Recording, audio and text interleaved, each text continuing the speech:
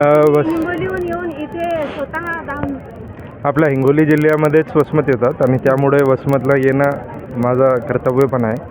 आणि दुसरा विषय की मॅरेथॉन जे आहे, मॅरेथॉनमध्ये आपण आज या ठिकाणी MLA सरांनी जे आहे ते ऑर्गनाईज केलेली होती. त्यामध्ये यूथला जे आहे मेसेज देणं अपेक्षित आहे. त्यामुळे जे आहे आपण जे धावलो आहे ते यूथला मेसेज आहे की आपल्या स्वतःची पर्सनॅलिटीवरती तुम्ही काम करावं आणि तुम्ही काहीतरी होऊन जावा. त्यामुळे आम्ही या मॅरेथॉनमध्ये आलो, त्यांना प्रोत्साहन दिलं आणि हेच माझं आव्हान राहणार आहे सर्वांना.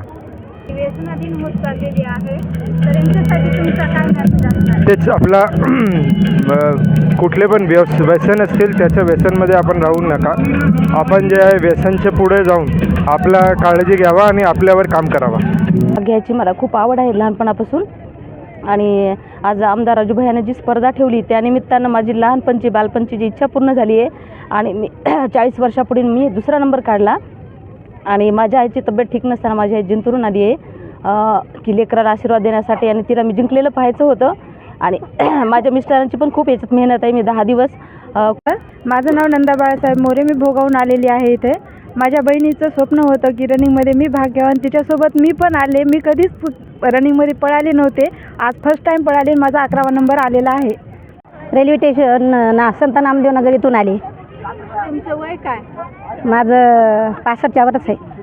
बरं, तुम्ही या वयामध्ये धावण्याचं तुम्ही स्पर्धेमध्ये भाग घेतला, काय वाटतं? चांगलं वाटलं भाग घ्यायला. काय घेतला?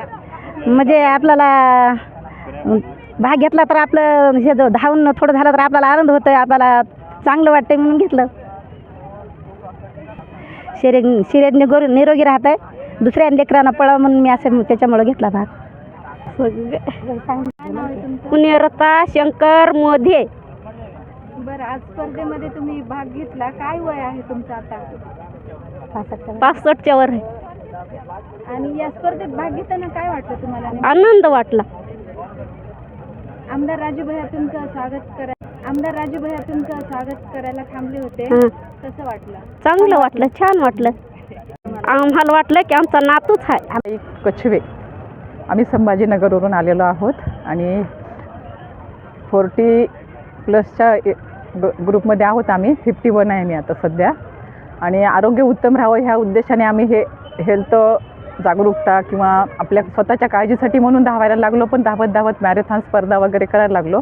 आणि माझं तर असं सांगणं आणि आव्हान आहे स्त्रियांना की आपल्या आरोग्यासाठी स्वतःसाठी, जसं स्त्री शिकली तर घर पूर्ण पुढे जातं, तसं स्त्रीनं स्वतःच्या काळजी घेतली आरोग्याची तर ती खूप काही करू शकते आपल्या घरासाठी. तर सरांनी हा उपक्रम, भैयांनी हा उपक्रम राबवला, तो आम्हाला खूपच सुंदर वाटला. आणि इथंचं आयोजन पण खूप सुंदर होतं. अशाच प्रकारे लोकांनी प्रतिसाद द्यावा आणि त्यांना सपोर्ट करावा, तर ते आणखीन सर्वांच्या आरोग्यासाठी खूप काही करतील. भैया वगैरे यांनी हा उपक्रम ठेवलेला आहे, तो सर्वांना संदेश देण्यासारखं देतोय की सर्वांनी आपली काळजी घ्यावं, हेल्थ चांगलं ठेवण्याचा प्रयत्न करावा. आणि ह्याच्यानंतर पुढच्या वर्षी तर यांनी सर्व इथलच्या महिलांनी सर्वांनी सहभाग घ्यायचा प्रयत्न करावा. भले वॉकिंग करा पण सहभाग घ्या. सर, आपण दरवर्षी मॅरेथॉन स्पर्धेत भाग घेता, आपलं नाव काय आणि आपण पण आहात माजी सैनिक आहात? माझं नाव अमोल बोरीवाले, मी माजी सैनिक आहे. पॅराशूट रेजिमेंटमधून मी रिटायर झालो आहे. आणि रिटायरमेंट नंतर मी खेळायला निवडलं. म्हणजे मी तिरंदाजी शिकवतो, आर्चरी शिकवतो मुलांना. आता सध्या मी 4-5 वेळा भारताला रिप्रेझेंट बी केलं आहे. छत्रपती अवॉर्ड बी आहे मला. आणि राजू भैयाच्या ह्या मॅरेथॉन स्पर्धेमध्ये, वसमती मॅरेथॉन स्पर्धेमध्ये जसं मी रिटायरमेंट नंतर इकडे आलो तेव्हापासून मी कंटिन्यू भाग घेतो. खूप छान वाटतं. नियोजन बी खूप छान आहे राजू भैयाचं. आणि प्रत्येक ठिकाणी राजू भैया बी आम्हाला मोटिवेट करत राहतात की काय लागतं अमोल सर तुम्हाला सांगा वगैरे सगळ्या गोष्टी. तर त्यांचाही सपोर्ट असतो. आणि अशा स्पर्धेमध्ये आपल्या विद्यार्थ्यांना घेऊन मी जर खेळू शकलो तर मला खूप आनंद वाटतो. मग हे आनंद घेण्यासाठी म्हणून मी या मॅरेथॉन स्पर्धेमध्ये दरवेळेस पार्टिसिपेट करायचा प्रयत्न करतो.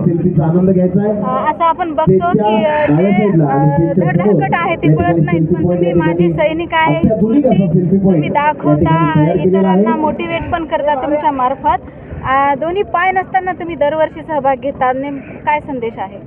संदेश काय आहे की दरवेळेस म्हणजे रनिंग करणं हे सगळ्यांना जमलं पाहिजे. आणि आमच्या ते रक्तातच भिनून दिलेलं आहे आर्मीच्या ट्रेनिंगमध्ये. तेव्हापासून मग जे आम्हाला पाहून बी सुरू करतील त्या उद्देशानं बी आम्ही म्हणतो चला आपलं काम करत राहू आपण. आणि मला छान वाटतं रनिंग करायला आणि इतरांना बी थोडं बहुत गाईड करतो ज्यावेळेस कोणी विचारतं की आम्हालाही रनिंग सुरू करायचं त्यावेळेस छान वाटते.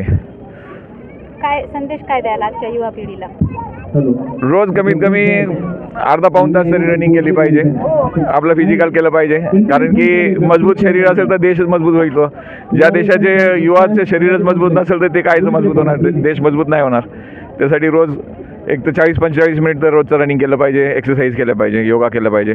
माझं नाव सावळीराम शिंदे, माझं वय आता 47 वय आहे.